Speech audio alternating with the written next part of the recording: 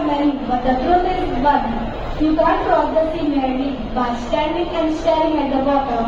It is very simple to be happy, but it is very difficult to be simple. Thank you and have a nice day.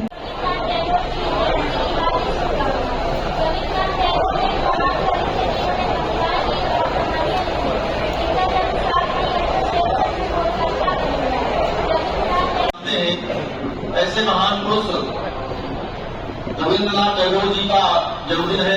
निश्चित रूप से महापुरुषों से प्रेरणा मिलती है।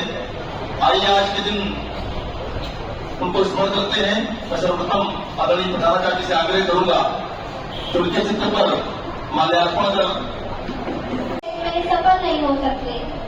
पेड़ अपने फूलों को नहीं रोकते, वे उन्हें खिलने देते हैं। उसी तरह हमें जीवन को जीने देना चाहिए। जीवन में उतार चढ़ाव आते रहते हैं, लेकिन हमें हार नहीं माननी चाहिए। इसी के बाद कुछ पंक्तियां बोलना चाहूंगी। आसमान में उड़ने की चाह है, पंख नहीं तो क्या हुआ। आसमान में उड़ने की चाह है, पंख नहीं तो क्या हुआ। हौसलों पे उड़ान भर लूंगी, सपनों को साकार कर लूंगी। Rabindranath Tagore was born on 7th May 1861 in Kolkata. He was a great poet, writer and philosopher of India. Rabindranath Tagore was the first Indian win the Nobel Prize in Literature in 1913 for his famous book Geetanjali. He also wrote our national anthem Rashtra Jan Gan Man. कुछ दो बातें कहना चाहूंगा कि कवियों में सबसे ऊंचा स्थान आपने पाया है, कि कवियों में सबसे ऊंचा मकाम आपने पाया है। एक नहीं बल्कि दो देश के राष्ट्रगान को अपने गाना। ये बात सरल नहीं होता है। ये बात सरल नहीं थी कि टैगोर मात्र दुनिया में एक ऐसे कवि जिनका लेखन एक नहीं बल्कि दो देश में राष्ट्रगान का दर्जा पाता है। विश्वभारती विश्वविद्यालय अपनी सर्वोच्च पूर्ति के साथ निकलता है। यह विश्व भगवती जमा था। पूरा विश्व भारत का उद्देश्य देते हुए विश्वभारती विश्वविद्यालय की स्थापना की और आज भी सुविख्यात है।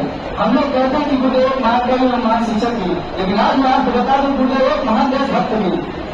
जलियांवाला बाग नरसंहार सन 1919 ईस्वी में, जलियांवाला बाग नरसंहार सन 1919 ईस्वी में ब्रिटिश सरकार द्वारा दिया गया और देशवासियों के सम्मान के लिए गुरुदेव ने इसे वापस कर दिया और उनकी देशभक्ति की पंक्तियों में स्पष्ट रूप से दिखती है कि ये देश मेरा भारत है, ध्यान से सुनेगा कि ये देश मेरा भारत है, मेरे बच्चों का देश है, मेरे पोतों का देश है। इस देश ने मुझे जन्म दिया और मुझे मजबूती दी। इस देश के लिए एक बार पुनः अवश्य करूंगा। जय जय।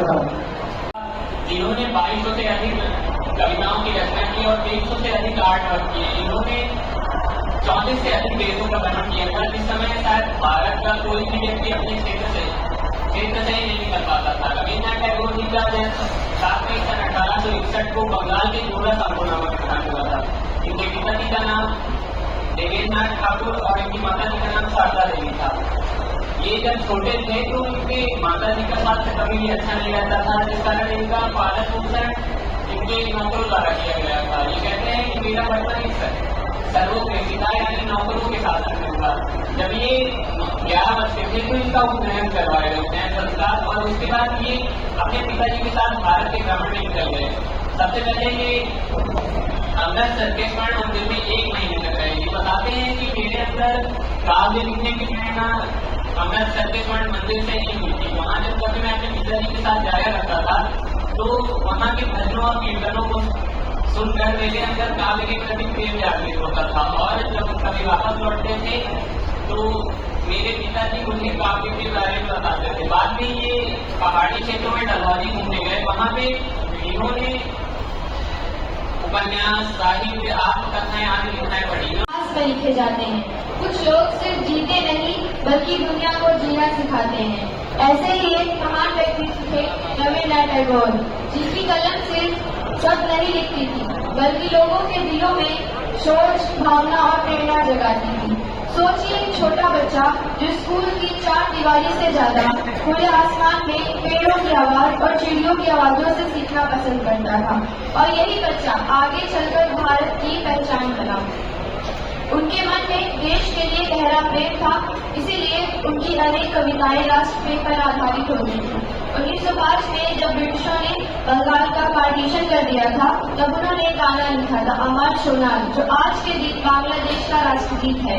तो रविन्द्रनाथ टैगोर जी ने न सिर्फ भारत का बल्कि बांग्लादेश का भी राष्ट्रगीत लिखा था और 1913 में ये एशिया के सर्वप्रथम नोबेल प्राइज विजेता थे, जो इनको इनकी प्रसिद्ध कृति गीतांजलि के लिए मिला था। अगर आज रविन्द्रनाथ टैगोर जी होते तो यही कहते कि सपने देखो, सीखते रहो और अपने विचारों से दुनिया को बेहतर बनाओ।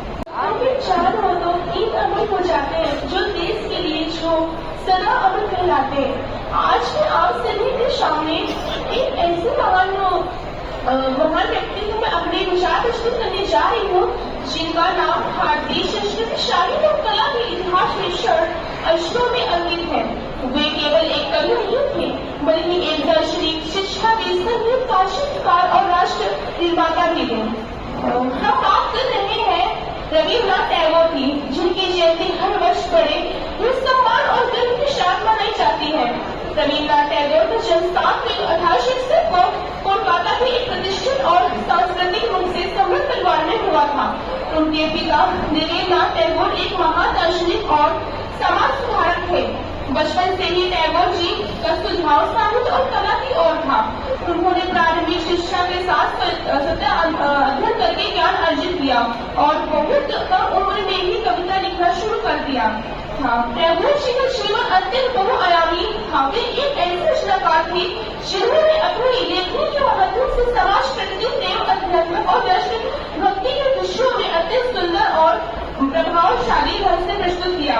उनकी सबसे प्रसिद्ध कृति गीतांजलि, और जिसके लिए उन्हें 1913 में साहित्य का नोबेल पुरस्कार प्राप्त हुआ। उन्होंने ऐसे भरे हर कली में रंग, उन्होंने ऐसे भरे जैसे खुद कुदरत ने उनसे मशवरा किया। कलम चली तो बन गई गीतांजलि, कलम चली तो बन गई गीतांजलि। इंसानियत को उन्होंने ऐसा सवेरा किया। साहित्य के अंबर का वो एक चमकता तारा है, साहित्य के अंबर का वो एक चमकता तारा है। रविन्द्रनाथ जी का हर शब्द भारत का गौरव लाया है। कल्पना कीजिए एक ऐसे विद्यालय की, न जहाँ छत हो न दीवार हो, और बच्चे पेड़ की छांव में बैठकर पक्षियों की चहचहाहट के बीच पढ़ाई कर रहे हों। उपस्थित सभी गुरुजन और मेरे साथी हों, आप सोच रहे होंगे कि मैं किस विद्यालय की बात कर रही हूँ।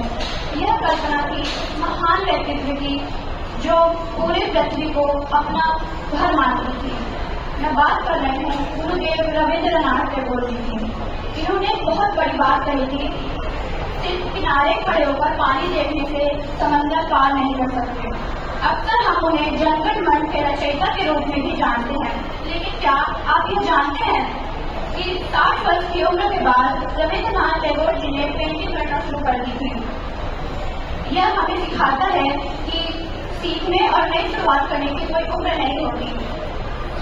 उन्होंने दिखाया कि एक इंसान एक ही समय पर कवि, संगीतकार, चित्रकार और समाज सुधारक भी हो सकता है।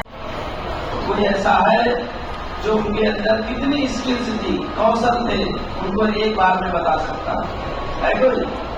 जरा खड़े हो जाओ, भी हाथ पाओ।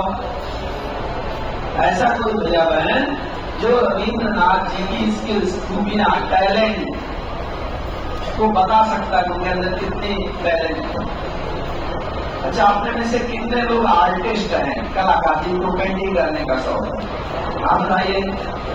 नीचे नहीं करना, पेंटिंग करते हैं। एक बार इधर भैयाओं ने, इन्होंने तो दूसरों की पेंटिंग से काम चलाना है। इधर है एक लगभग 15 ऐसे भैया हैं इन्होंने पेंटिंग में हाथ उठाया है। ऐसे कितने भैया हैं जो कोई न कोई लेख लिखते हैं,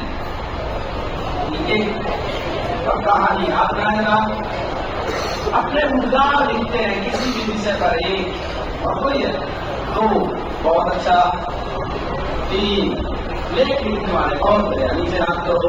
अपने में से कितने ऐसे भैया बहन हैं जो कविताएं लिखते हैं? लेखक कविता तो अलग अलग चीज है, साहित्य और जो कविता लेखन दो अलग अलग विषय है। ऐसे कितने भैया बहन हैं जो कविताएं लिखते हैं, छोटी कमजोर जो भी है, अच्छी जगह आज बताना। एक बहुत बढ़िया के लिए ताली हो जाए।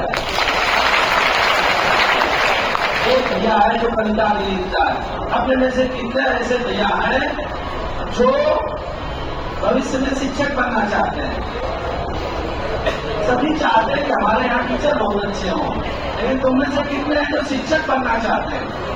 इसका भी हाथ उठा तो आधा कहीं से नीचे, एक गौर से कोई न देखे। एक निकले, वो भी आधे हाथ से निकले कि हम टीचर बनना चाहते हैं। एक रवि है बहुत बढ़िया। तुम में से कितने लोग हैं जो उद्योगपति बनना चाहते हैं?